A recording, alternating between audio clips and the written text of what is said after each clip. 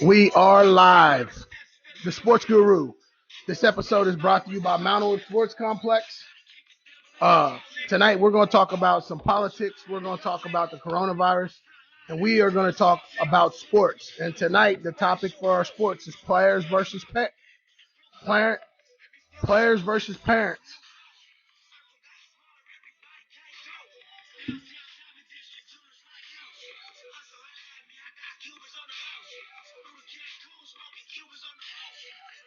All right, so players versus parents, the politics of the game. That's the topic of discussion tonight. It's going to be a good one. Bring you in with a little Nipsey Hussle.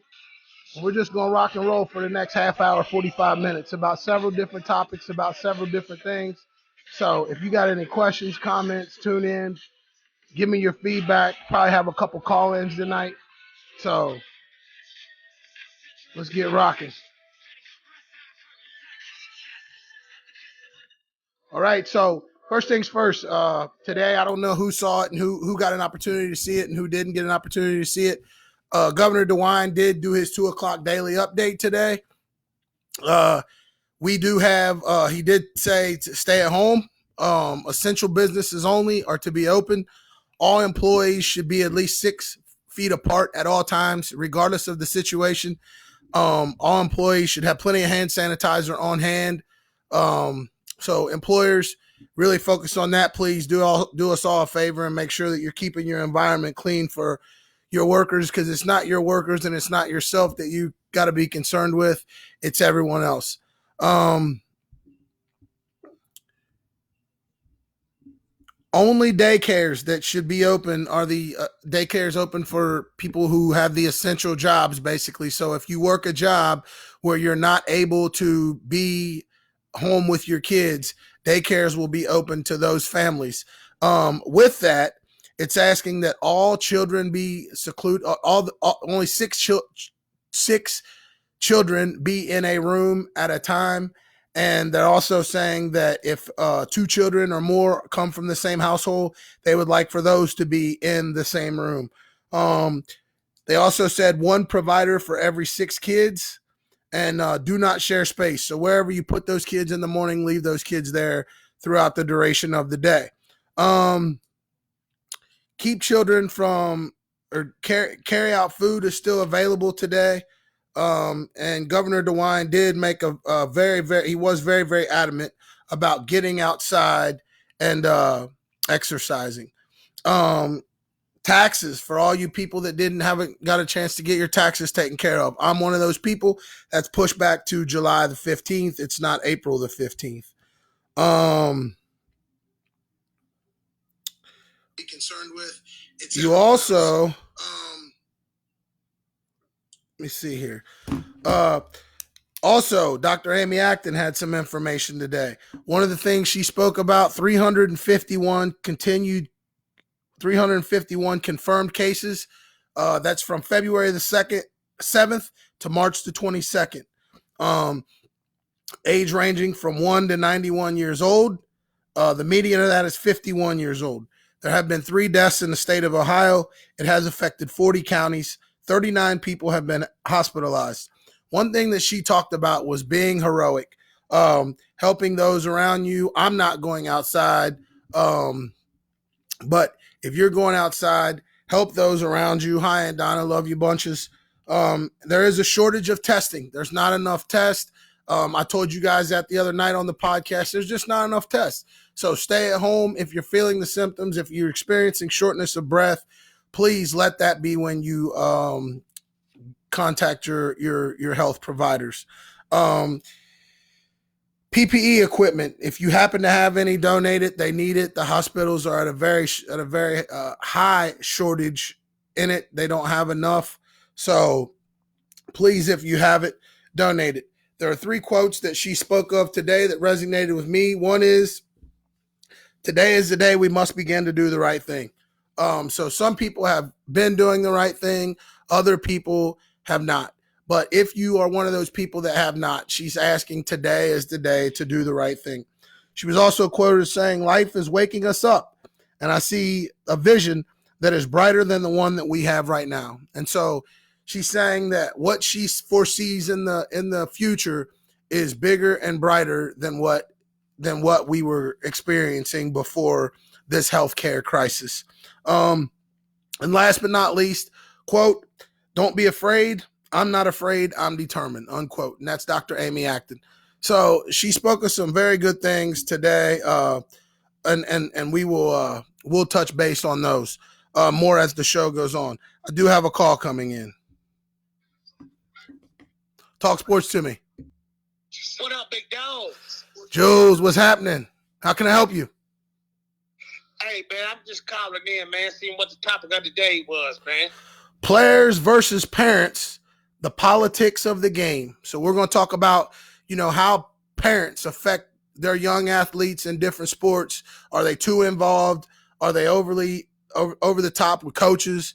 And how we can try to channel that in and focus on the kids. Are you ready for me to go right now? Yes, sir. Yes, sir. Players versus parents.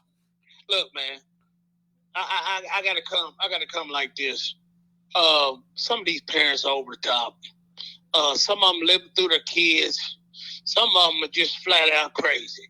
Down we run the KBC and Camp One, and man, I mean, some of it, you wouldn't believe the messages, the text messages, the emails we get. Hey, can you do this for my kid? Can you do that for my kid? And we all about the kids. Don't get me wrong. But now your kid has to actually put the work in. Like Agree. we got credibility on the line. I can't just go put everybody's kid on. You know what I'm saying? Right. Like, you gotta bring something to the table, man. You know what I'm saying? Like, I think if the kids, if you could take the kids and put them somewhere by themselves for like 2 or 3 weeks, most of them kids gonna be fine, man. You know what I'm saying? If you leave the parents out of the equation, I think the parents make it way bad, and some of these coaches are worse than the parents. While they talking about the parents, some of these coaches worse than the parents. But you got a lot of good parents and a lot of good coaches out there too now. It's a lot of that, man. With you running the KBC, and I know you are actively involved in that with Tom Bowers and Marcellus Barkdale as the GM there. I know you've got a really good staff, a trustworthy staff that's there that you can depend on even in times when you guys aren't there. But working there and being there every weekend with everything you guys got going on, what would you say, and for all the parents that are watching or listening, what would you say is the perfect level of involvement for a parent for their student athlete? Man, that depends on that kid's level. That depends on the relationship they got with their kids. Now, here's, for me, this is what I would do. If my kid was self-motivated, you hear what I'm saying? Self-motivated, okay? Then, I would be there to kind of guide him and push him or whatever. But if you have to motivate your kid to get up and go shoot, to go to practice, to get out the video game, you fighting a losing battle. And ain't nothing wrong with a kid being a kid. But when you get to freshman, sophomore, 8th grade, really, and that kid don't have self-motivation, it's all wrong.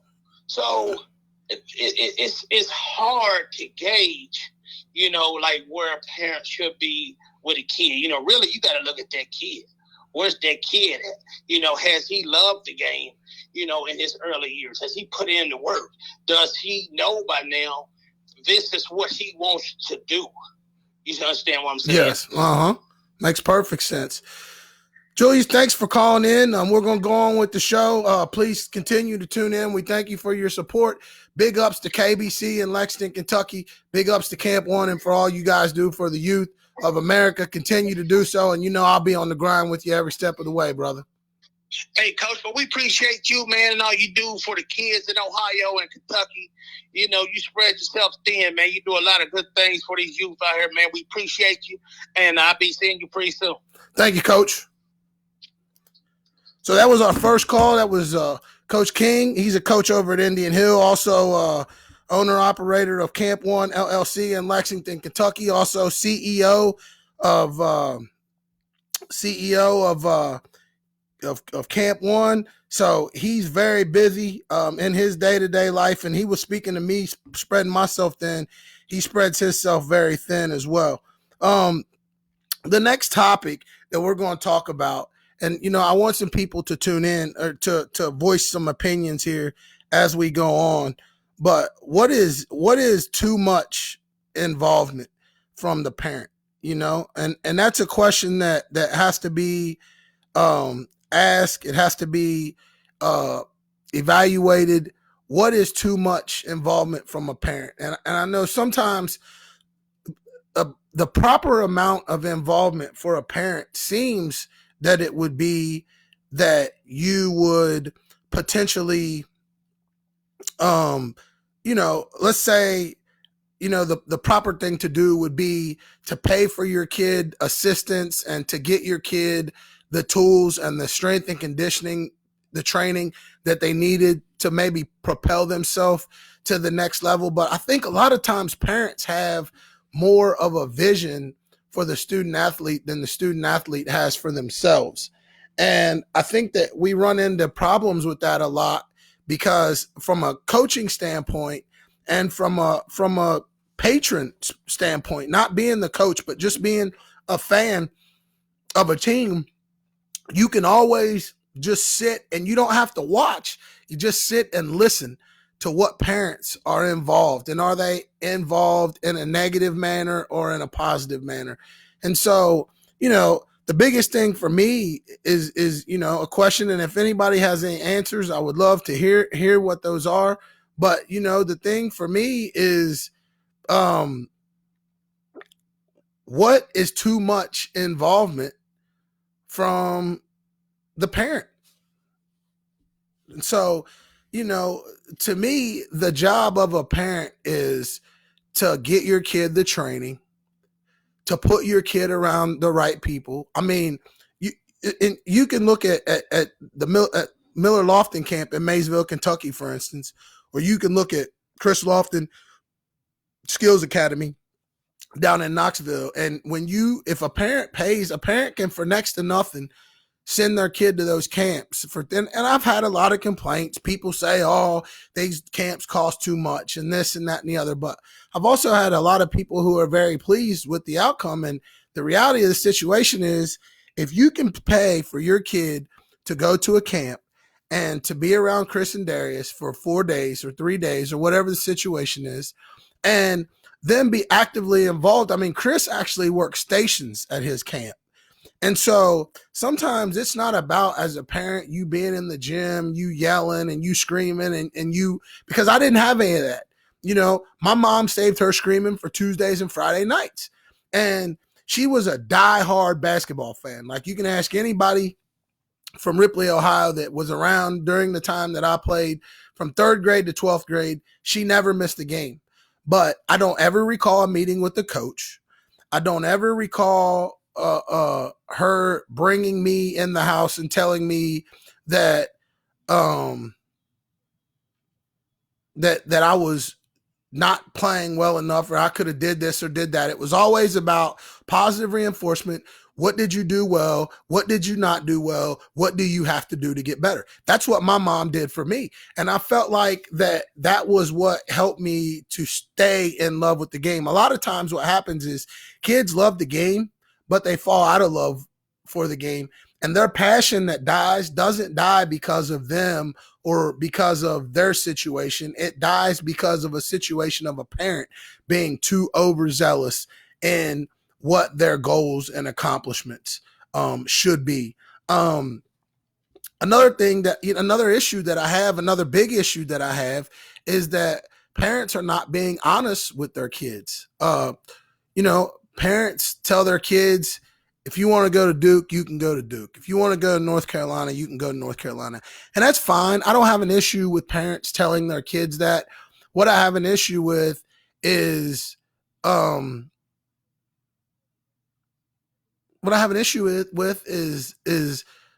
not allowing your kid the opportunity to grow properly.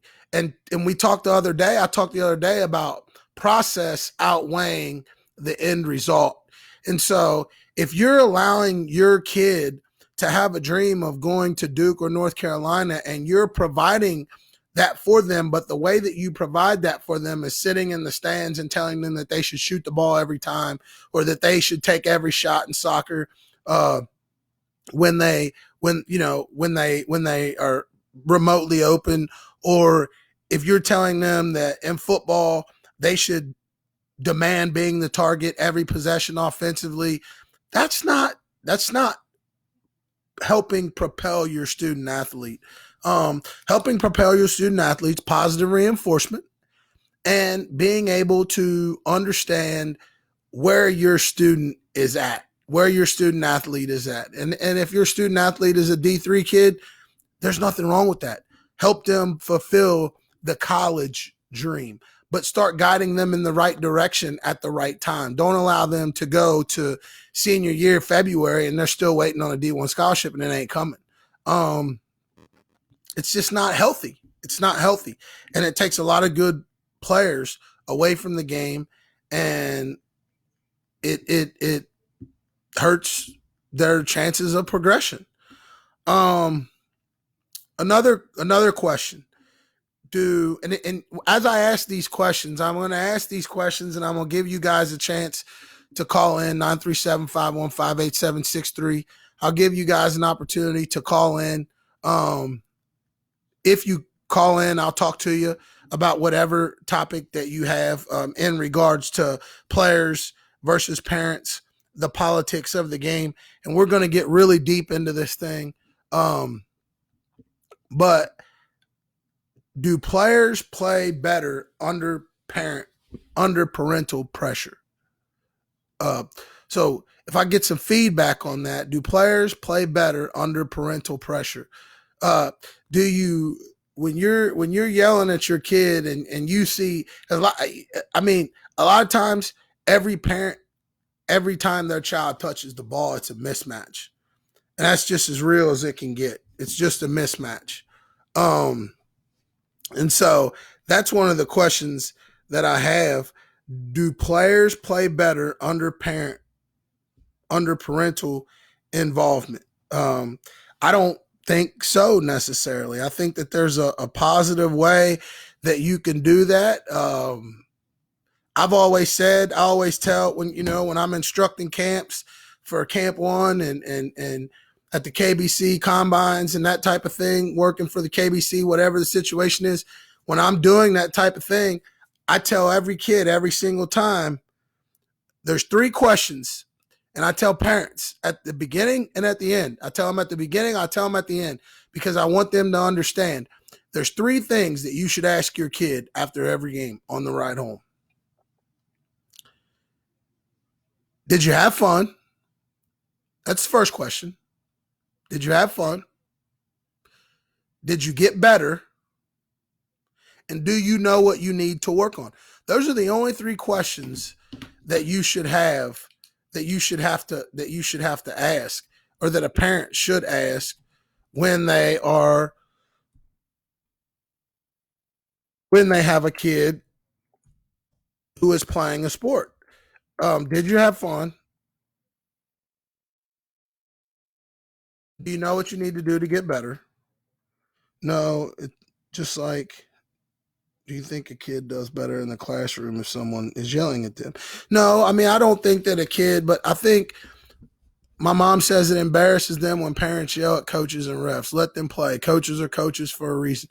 And that's why every coach that I ever had has the utmost respect for you, Mom, because that's what you did. You allowed them to coach, whether they were screaming or whatever the situation is, you allowed them to coach. And that's what coaches do. Coaches coach. And, a lot of times I think the pressure is put on kids to succeed beyond that child's measure. I think that's a good way to put it. I think that kids are expected to exceed beyond their measure. So people expect more of them than what they have to give. And I think that that's something that parents need to really take a step back on, is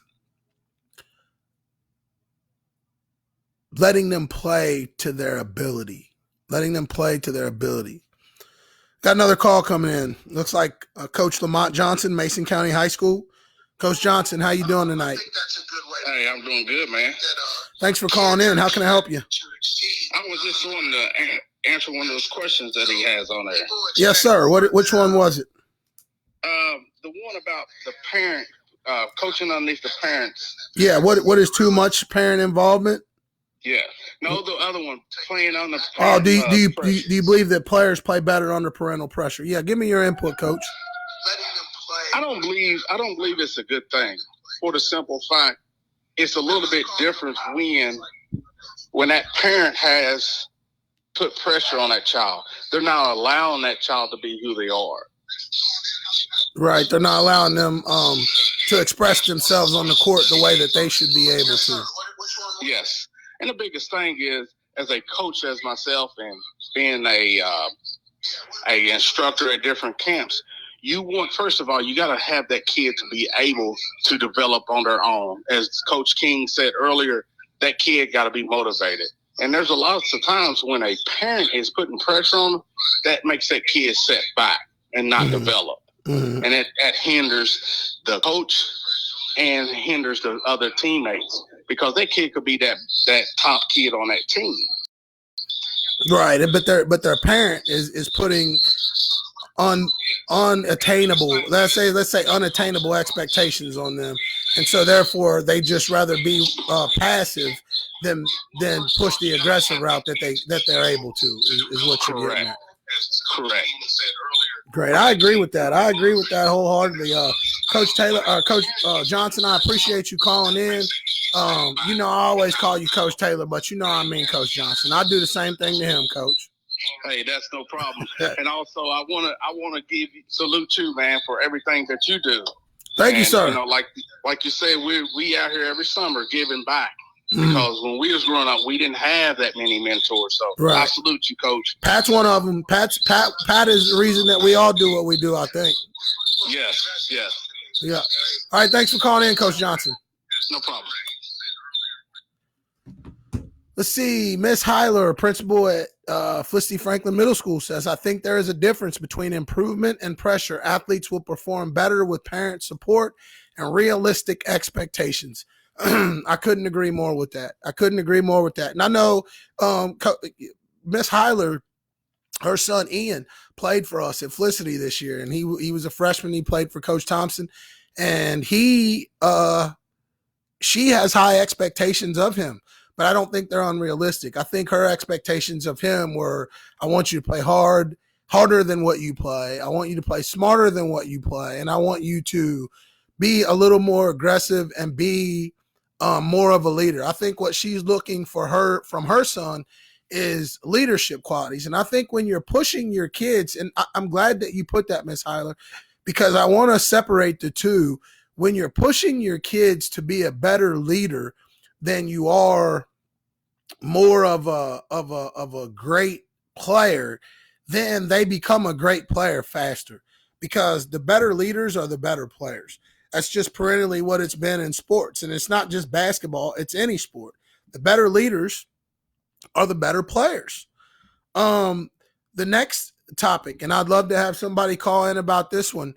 I've got a lot to say about this one, but I'm, with my job that I have at the complex and with my job that I have at Felicity, I have to be cautious on what I say or how I say it, for instance. But can parents drive a wedge between players and coaches? Can parents drive a wedge between players and coaches? And I know I've seen it happen a lot of times where players really feel or think highly of a coach, but because the players' parents have unrealistic expectations, they are not able to feel about a coach the way that they would like to feel about a coach because their parent doesn't feel that way. And so 937-515-8763, call in. Tell me, do you feel that parents can drive a wedge between players and coaches. I think that it is a coach's job to teach. And I saw a video a couple of years ago of a guy doing a basketball clinic, and I can't remember who it was. I wish I could jog my memory to who it was, but he was saying that everybody has the title coach, but everybody's idea of what a coach is different. And so what he was saying was some coaches are instructors and some coaches are teachers. And that resonated with me, and helped me progress into trying to change the way that I went about my craft, because what he was saying is anybody can instruct someone on where to go. Go screen here, or cross here, or pick here, or mark up here, or throw it here. But if all you're doing is instructing the athlete on what to do, but you're not telling them or breaking it down on how it should be done, then you're instructing. You're not teaching. So teachers go more in depth. So if you look from an educational standpoint, for the life of sports, for as long as I can ever remember, and it's changing now, and I think it's good, because all teachers aren't coaches and all coaches aren't teachers. But all teachers aren't coaches, but all coaches are teachers. So every coach has to be able to teach. If you can't teach in the classroom, you got to be able to teach your sport. But you have to be able to teach. You can't just instruct. So the way that, to put that in layman terms, and if you don't understand what I'm saying, I'll try to put it to you a little easier so you can understand it. If a teacher walks in a classroom and they write 6 + 6 on the board and says, do this problem and sit down, then they have given the class full of students an instruction. Right? But if they walk in the classroom and they say 6 + 6 equals, try to work this out and I'll come back and help you and tell you how it works, then it becomes, how do you break the problem down to get to 12? And so there's a big difference in coaches that instruct and coaches that teach. And sometimes kids have a hard time playing for coaches that teach, because they're getting taught, they think, at home. And then when they come to the gym, they only want instructed. And when you're being taught to do something with enough teaching, you do it the right way all the time. When you're being instructed to do something, it's trial and error. So would you want to err more on the side of trial and error through instruction, or would you want to err more on the side of teaching, and teaching it right, getting it right, doing it right, and most importantly, keeping it right? Because again, it goes back to what we talked about the other day. It's not about the end result. It's about the process. So, I do believe that parents oftentimes drive a huge wedge between players and coaches, because parents don't understand the system. And every coach has a philosophy, and every coach has a system. And unless your parent has sit through a locker room meeting, a film study, a practice, how could they voice their opinion on a coach or try to drive a wedge between a player and a coach based on what they see at the games? Because what you see in the game is the product. Is the game is a byproduct of the philosophy and the system. And sometimes the philosophy and the system works really, really, really, really well. But in order for it to work really, really well, you got to have the Jimmies and the Joes. And if your son is not a Jimmy or a Joe, but you think he is, that's where there's a disconnect, because you're allowing your student athlete to think that the coach is the problem, or the system is the problem, or the philosophy is the problem. But in reality, the fact that your son is not Jimmy or Joe is the problem. And you're spending more time focused and fixated on the philosophy and the system and less time on getting your child to buy into the system and fit the system, that your child gets lost somewhere in there. And then in the process, the coach becomes the problem. So for those of you just tuning in, tonight's episode is players versus parents, the politics of the game, right? And so we have a lot of it. We have a whole lot of it. And for you coaches out there, you know that it's a lot of time, it's the players versus the parents. It's not the player versus the coach. It's not the player versus the opposing team. It's the player versus the parents. And then in turn, it becomes the parent versus the coach. And then it becomes, in some cases, the player versus the coach. And that's when it becomes a huge problem, because at that point, if it happens with one kid in the program, with that point, the program can go south, because it only takes one bad apple to spoil a tree. And so,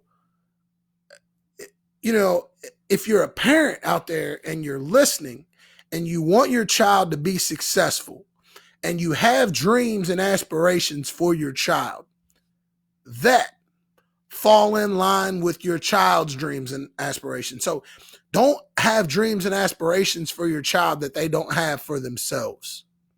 Okay? Because that's the hardest thing to do as a coach, to see a kid that's really talented and to bring him in your office and to sit him down and to tell him that he's a 20 and 10 a night guy, and that if he does what you say, he can reach his potential and he can push and he can become very, very good, and he can become player of the year in the league and all district and all state and really make a name for himself. And he can maybe even play college basketball. And that kid looks across the room and says, "Coach, I don't want to play in college." At that point, you have to just teach the kid all the lessons that he needs to be successful and a better man in life, not through basketball. So when he tells you that, parents, you have to do the same thing that his coach does. And you have to not beg and plead for him to want that for himself. You have to want what he wants for himself. So, you know, that's the key, is you can't want more for yourself, for your student athlete, than they want for themselves. Because when you do that, you're putting a wedge between the player and the coach. And then once a wedge becomes between the player and the coach, then it becomes adolescent in the locker room. Now everybody feels it. And now there's tension. And now because of that tension, the team can't reach their maximum potential or their maximum success. And then you ultimately know who that hurts. That hurts the kid who does want to play basketball at the next level, who is willing to do whatever he needs to do to play at the next level, whose parents are willing to sit back and let the coach and stay out of it and provide opportunities for their kid to be as good as he could possibly be. That's who you hurt. You don't hurt the coach, and you don't hurt your kid because your kid doesn't want that. You hurt the kid who does want that. So that's the next thing. Parents, can they drive a wedge between players and coaches? Absolutely, they can. And if you're a parent and you're out there watching, you don't have to listen to what I say. But I've been on both sides of it. I've had student athletes and I coach student athletes. And the hardest thing for me to do when my daughter was in middle school was watch her sit on the bench in basketball, because the situation was the team had two really, really good players. 3, 4, and 5 were as good as 6, 7, and 8. But 3, 4, and 5 played with 1 and 2 all the time, and 6, 7, and 8 didn't play very much. None of those groups, like out of that group, only 2 or 3 of them ever ended up playing. So in high school. So it really didn't matter if he would have played 4 through 8 the equal amount of minutes. It didn't matter because 4 through 8, none of them ended up playing basketball in high school. And it killed me to watch my daughter sit there with me being a basketball player. But guess what? That's part of it, because it's the coach's decision. And my only hope and my only concern through that process was that coach was giving my daughter something that she could use, even if it was something that she was a negative to her, that she could turn to a positive. I was just hoping that it was something that he would give her to use, that she could come out of that a better person. And I think that happened. So, just like, my stepson, Pig, when he was a freshman at Mason County, they had a decent team. Nothing special. He was really immature from a mental standpoint at the time, but he was really mature from a basketball standpoint. And those of you who are watching that are Mason County fans know that he was probably good enough to play on that team. They got beaten Augusta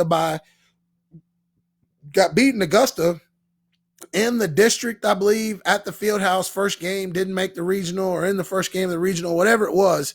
And he was on the bench in street clothes. He didn't get the dress. And the plague that night was not being able to get the ball up the court. They couldn't get the ball up the court. And those of you who know Pig know that he was one of the best point guards that Mason County's had in the last 15 years. Point guards, true point guards. But he wasn't, the coaching staff didn't feel like he was ready for that situation. And so the hardest thing for me to do was to watch it. That was the hardest thing for me to do, was to watch it, feeling like that he was good enough to be out there. But he wasn't. And that was the coach's decision. He felt like he wasn't. And I didn't speak on it. I let things go. Pig was visibly frustrated. He wanted to transfer to Augusta. He wanted to transfer to St. Pat. He wanted to come to Bethel with me. He wanted to go anywhere that he could have went to get away from Mason County at the time, because that's how hurt he was. But my message to him was, don't transfer, don't leave. Make sure that it never happens to you again. And so after that, he started every game for the next 3 years until, senior year. So, it is what it is, man. And as parents, don't try to drive a wedge between your student athlete and your coach. Let your coach, let your player play, and be a fan. Positivity breeds positivity. I've always said, I'm a part-time coach and a full-time psychologist. Well, and that's what makes you such a good golf coach, Coach Hudson, because golf is all psychology. So, that's why you're good at that part of your job. And that's why you're a good middle school basketball coach, because those kids suffer and struggle. One bad play is enough to tear them up for the rest of the game. But, you're able to get them out of that. And so I appreciate that, Coach Hudson. And we appreciate everything you do at Felicity. Do parents put too much concentration in the wrong places? Do parents put too much concentration in the wrong places? Parents are worried about points per game. Parents are worried about rebounds per game. Parents are worried about who's getting the shots, who's not getting the shots. Now, I want to be clear on something.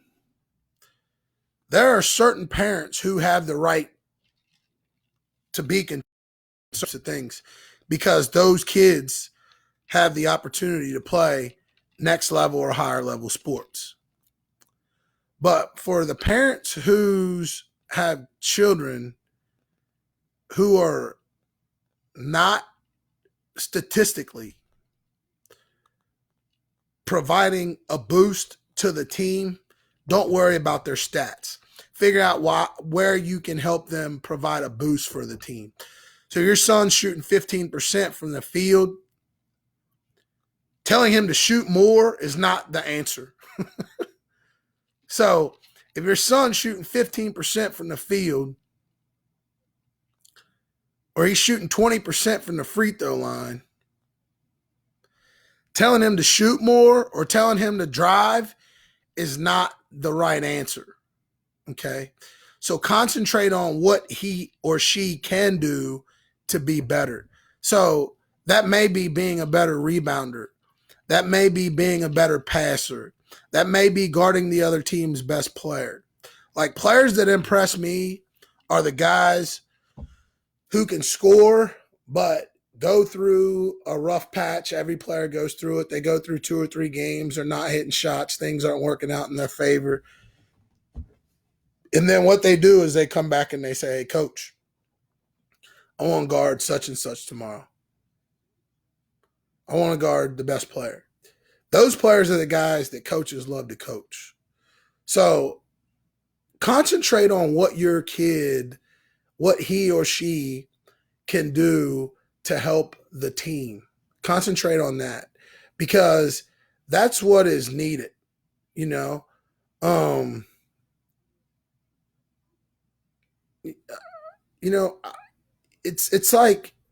It's like I don't know how to say this, but it's like parents draw their own conclusion on what is best for a basketball team through their kid. And I think that's the most unfair thing that you could do to a team, most importantly, and secondly, to a coach, is draw a conclusion on what is best for the team if it means something that has to do with being based on your kid. Because I just don't think that, a parent's observation of what is best for a team, if their kid's name is in the same sentence, it's not what's best for the team, it's what's best for your kid. And that's okay if you live there. If you live in that's what's best for my kid thing. That's okay if you live there. But it's not a good place to live when you're trying to teach your kid that being part of a team is what is the best presumable situation for them at the time. So if your kid is ever playing a sport for themselves, it's not, if they're ever playing a sport for you, it's not good. It's not ever going to work out and be good. Next thing, telling your kids the truth. Telling your kids the truth. How many of you out there are telling your kids the truth? If they play bad, how many of you tell them that they play bad? If they play good, how many of you are telling them that they played great when they only played good? How many of you telling them they played good when they only played average? How many of you telling them that they can play at UC when they can play at Claremont? Now, I played at Claremont. Jersey's in the backdrop. It's right there. Okay? I played at Claremont. All right? There's nothing wrong with Claremont College. Great school, great basketball program. They're 20-3 or something this year. Steve Ellis does a great job. Coach Sinkovich did a great job.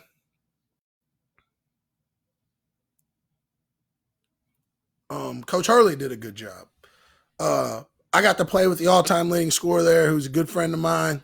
Great scorer there. Scott Nelson played with Brian McMahon there, Sean Asher, Hawkins, Angelo Carr, Terrence Booker, Burns, um, Andy Holland, Chad Myers, Billy McCain. The list goes on and on of great people that I met at Claremont College. The list goes on and on and on. But no one was, everyone in my situation was up front with me. And I will forever be grateful for that. Because when I thought I was going to Syracuse, somebody was like, man, you better call on down there to Claremont. And I was probably better. Here's the deal. Everybody who was at Claremont at the time that I was there, and everybody now, there is no better than Claremont. Like when I was there, it was just from a 2-year school to a 4-year school. We had only been in a conference a couple years. But it was a great experience for me. We didn't have a gym. We played our games in high schools. That Claremont experience was like one of the best experiences of my life because I loved the game of basketball and I had a genuine passion for it. And I'm proud that I played because I was one of the original people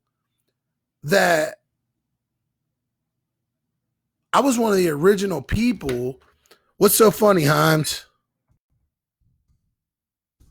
I was one of the original people that played, when I went there, they had a team for 8 or 9 years, so we were some of the original guys, and we didn't really have, we were getting warm-ups from UC, like their old warm-ups, their throw warm-ups, getting them UC. Well, I know there's a conference now, Himes, but there wasn't a conference for a long time. I mean, the conference was in its second or third year when I played there. That was in the 90s, my dude. Come on, man. You know your basketball history.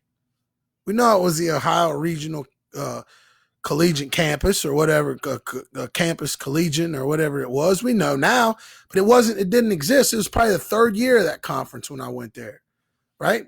So there was nothing when his name was Jim Boer. He talked to me after the East West All-Star game, and he come and was like recruiting me hard to go to Claremont. I'm like, man, I ain't going there. But the thing is, man, like I went away for a year and came back, and Claremont was good enough then. And it became good enough. And it's the one place that I was able to play. Playing at Ripley made me happy, but it was the one place I was ready to play at the next level that made me happy. There was always a bunch of BS involved in some of the other stuff. And it just wasn't at Claremont. Like, the biggest part of BS was that we didn't have a gym. But we all got along. Coach Sinkovich all took care of us all. His wife took care of us all. They were good people. So it doesn't matter. Parents, stop lying to your kids and have your kids chasing the wrong level. Let them chase the level they're good enough to play at, but make sure that they find the right school at that level. That's the key. Finding the right school at that level. I mean, there's a kid from Georgetown named Jackson Gregory. In high school, I didn't know if he could play college basketball. And I saw he signed at Claremont, and I was happy as heck for him. Then I say he is like a contributor and plays big minutes on a Claremont team that was 20-3 that played a tough schedule. And so there is a big, big demand for basketball players at small schools. Parents, if you love your kids, listen to this message. If you love your kids and they love to play, pursue them, push them, motivate them, challenge them, be real with them to do it at some place that is fitting for them, not fitting for your dream, fitting for them, because it's all about the experience. It's all about school. It's all about the camaraderie. It's all about the brotherhood. It's all about the practice. It's all about the games. It's all about the experience. Those are the memories. The memories are never, it was Duke. It's never the memories, you know? And go where they want you. You can contribute. Don't just go to be part of the program. Aaron Drakeford, really played at the University of Rio Grande, NAIA D2 from Columbus. Could have played other places. Went to play overseas. He was a pro. NAIA. He was a pro. He went where Coach French needed him and wanted him and took care of his business and was able to go get paid to play basketball and prolong his career for 3 or 4 years, 5 years, whatever it was, after college, because he chose to be at the right place. He chose to be at the place that fit him, not the place that fit them, right? So them is everyone else, your parents, your community, everyone else that thinks since you're the first player that scored, 20 points a game and averaged 10 rebounds with 5 assists, since you're the first guy that's done that at your school in 20 years, 30 years, you're good enough to play at Xavier. No. That's not how it works. There's a lot of contributing factors that factored into that. Here's the kicker. If you had those numbers, though, you're good enough to play somewhere. So find the place to play that fits you, where they want you, where they're going to give you an opportunity to reach your maximum potential. As a player, all I ever wanted was a coach that was going to put me in positions to be successful. That's all I ever wanted. And as a coach, I try to put players in the best situation to be successful. If you ain't making a shot, that's not on me. I'll tell the newspaper guy it's on me. I'll tell the radio guy it's on me. But I'm not telling my coaching staff, nor you, nor your parents, that it's on me that I put you in every position to be successful and you didn't hold up to your end of the bargain. That's on you. But you want to be somewhere where the coach allows you to express yourself and reach your maximum potential. Okay. So last topic we're going to talk about here. Last topic we're going to talk about here, and I'll give you an overview of what Governor DeWine has said and Amy Acton, the doctor. But the last topic we're going to talk about in the players versus parents, the politics of the game segment. This is what this is. I'm the sports guru, and this is Talk Sports to Me, episode 9, players versus parents, the politics of the game. And the last part of it is, and this is going to be a big one. So if you're watching, I need some input from some people about this one. If you're watching,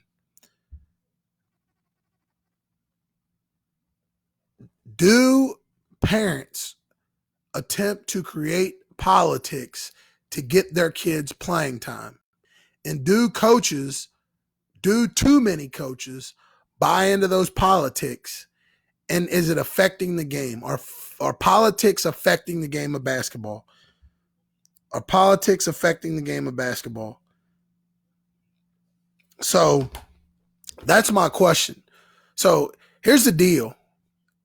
A kid has a parent who knows someone who works at the school or is an administrator at the school or has a certain job title at the school, okay? The coach befriends or knows this person, okay? And as a result of that, this kid's minutes are increasingly more than they should be because of the political aspect of the relationships. So one thing as coaches that we always talk about are relationships. If you're a coach, you should be talking to your kids about relationships, because some of the best friends that I ever have in life are people that I have met through the game of basketball. Okay. And through the game of baseball, like I became really good friends with Wyatt Mayer and Bill Hickson and some guys through the game of baseball. It was baseball for those guys. So some of those guys, it was baseball. But through your sport, it's all about relationships. So is it hard for a coach to be able to separate those relationships from what those relationships cause and an effect of politics? Because I know I've seen it time and time again. I've been part of it. But what you have is you have parents coach their kids through elementary and middle school, and then they get the high school or middle school, and the three dads who all had teams, youth teams, all now have kids in middle school, but they're all wanting to be part of the middle school program, and they're all wanting to give their input on the middle school program or the high school program. And, the hard part is, how do you disengage yourself from a coaching standpoint with a person who you have a relationship? Because it's all about relationships. As coaches, that's what we preach. We preach relationships. These are your teammates. This is a brotherhood. This is your coaches. It's all about relationships. And so from a relationship standpoint, how do you disengage the political aspect of it? How do you say, I can't play this kid just because his dad and I may drink beers, or just because his dad and I were teammates in high school here at this same school, or just because his dad and I, or just because his mom is on the school board, or just because, like, politics in sports has to stop. Okay. It will never stop.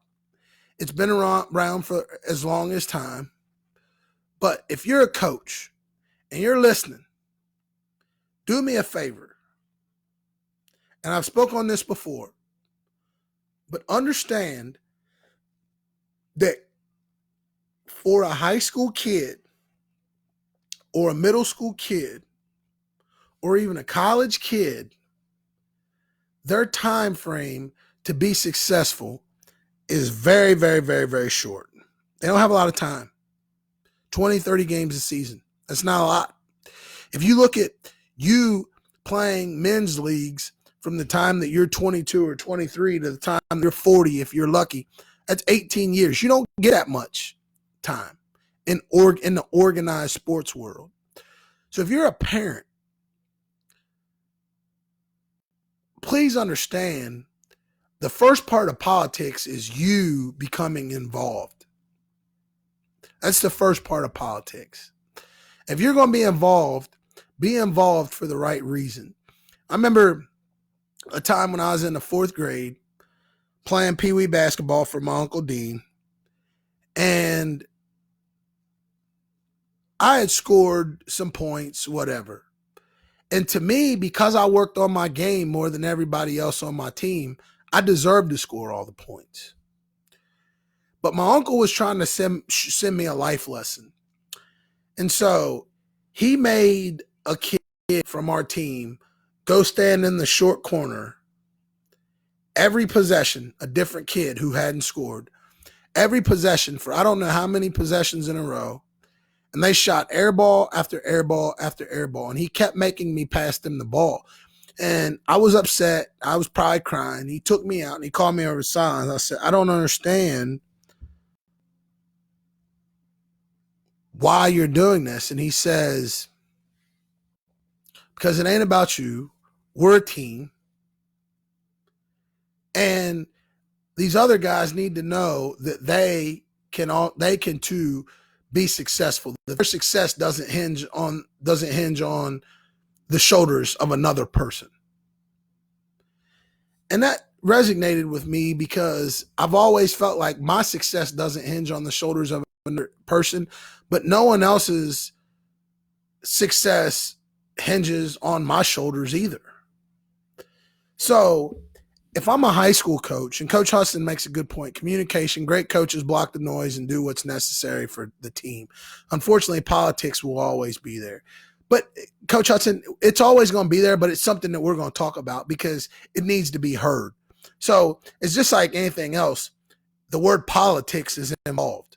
And I don't like politics. I don't like the whole Republican thing, Democrat. I don't like that part. But they're politics, and they're always going to be there, and they're always discussed. So we're going to talk politics and sports, but it's the message is for the parents and for the coaches. And for the parents, don't put your coach in a situation that's uncomfortable, because eventually it affects your kid. Don't put your coach in a position that's uncomfortable, because eventually it's going to affect your kid.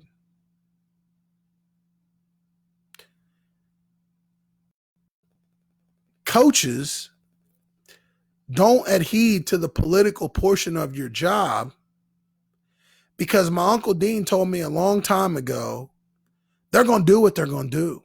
So you can play sport, you can play politics all you want to play politics, but at the end of the day, when it's over, when they're ready to get rid of you, they're going to get rid of you. And it doesn't matter what you have or have not done. It doesn't matter what you won or did not win. That part doesn't matter. Coaches are hired to be fired. And when they're done with you, they're going to be done with you. And it doesn't matter if you played the political portion or not, because playing politics is only going to buy you a couple years. It's not going to buy you a career. So remember that, okay? Playing politics will buy you a couple years, but it won't buy you a career. If a coach, you respect the game and your job, it shouldn't matter who the parents or relatives are. It's about what's best for the team, and it's your team until you are removed. Exactly, as you're exactly right, Nate. That's what I was just saying. I mean, they're gonna get rid of you when they're ready. It's not gonna matter about the political portion. Can school administrators be included in the politics of sports? What do you mean, Coach Himes? Expand on that. Can school administrators be included in the politics of sports? Expand on that. What part of the politics?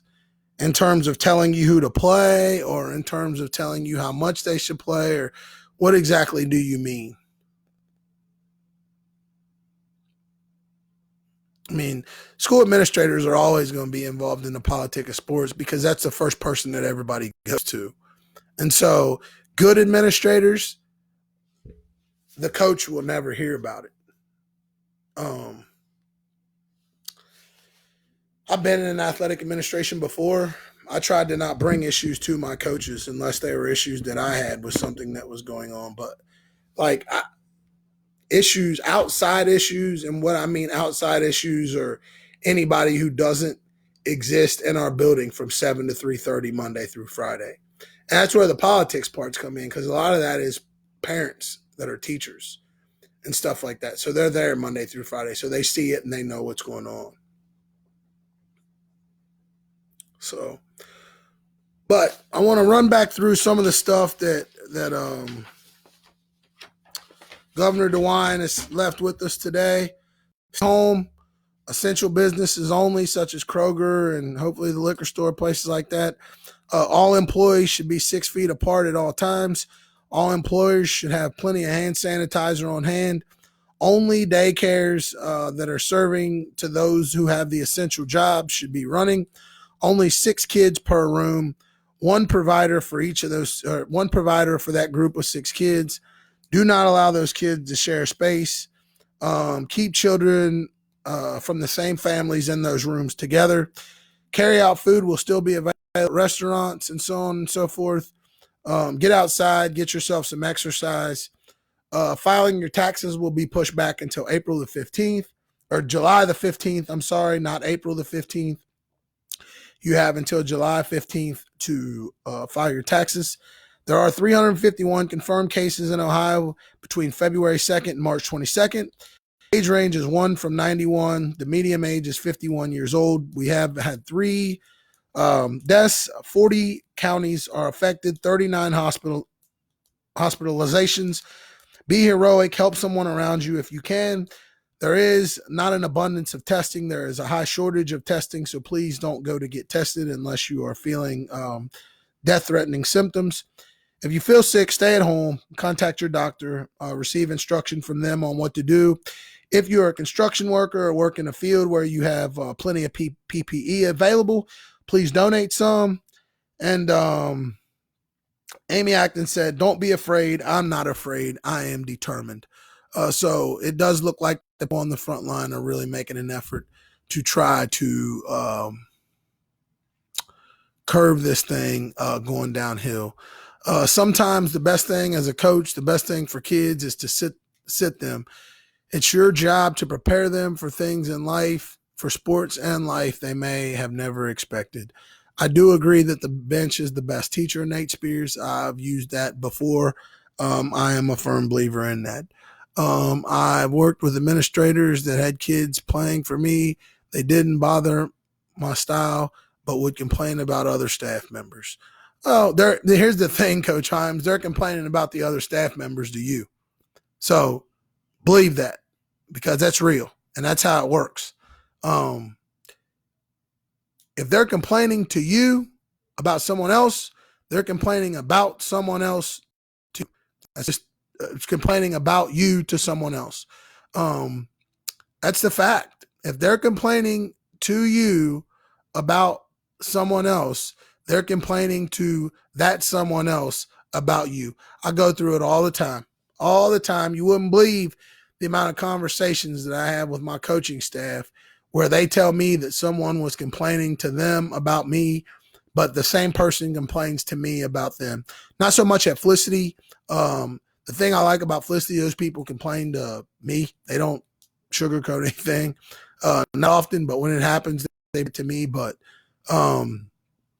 just know, if you're a coach, if you're out there, if people are complaining to you, they're complaining to somebody else about you. And so that's that. Thanks for tuning in today. I felt like today was a good podcast. We got an opportunity to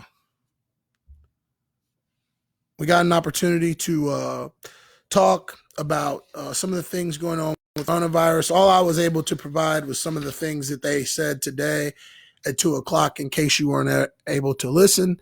This podcast will be available on Facebook, and it will also be available on iTunes. Today's topic was players versus politics, players versus parents, the politics of the game. So if you just tuned in, it will be available on my Facebook page soon. Players versus parents, the politics of the game. Kids don't want it, parents. They don't want the politics. They don't want it. And so, trust me, they don't want it. So if you're a parent and if you even think for 1 second that you're probably over the top as a fan or as a parent with your student athlete, you are. I've been there.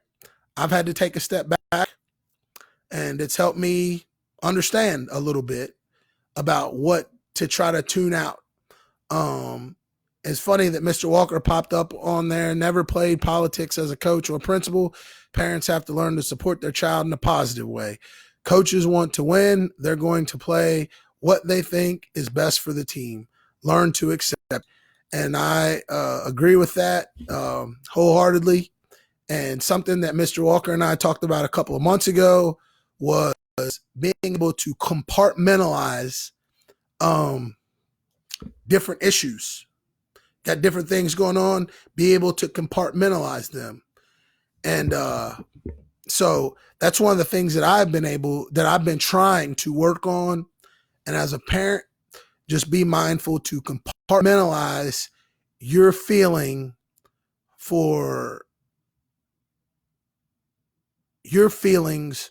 toward a coach and the overall philosophy and system that a coach has in place. Because very rarely, if you run into a coach, especially good coaches, is their whole program built on philosophy. And our program is built on culture. And things happen within our culture that sometimes affect us as individuals or as a team negatively. But the part about the culture is that the overall scheme is the process and not the end result. And so I'm as guilty or more guilty as everyone when it comes to concerning myself with the result. But it's really about the process. The process and the product. The process and the product. And so as a parent, as a coach, and as a player, just be mindful that the process and the product for all three people, all three persons involved is probably different. But for the player and the coach, they have to try to find a way to merge their differences. And as a parent, your job is to support whatever that merger is. So please be mindful of that. Thanks for tuning in. This is episode 9, Talk Sports to Me, Players versus Parents, the politics of the game. I'm the sports guru. I'm signing out.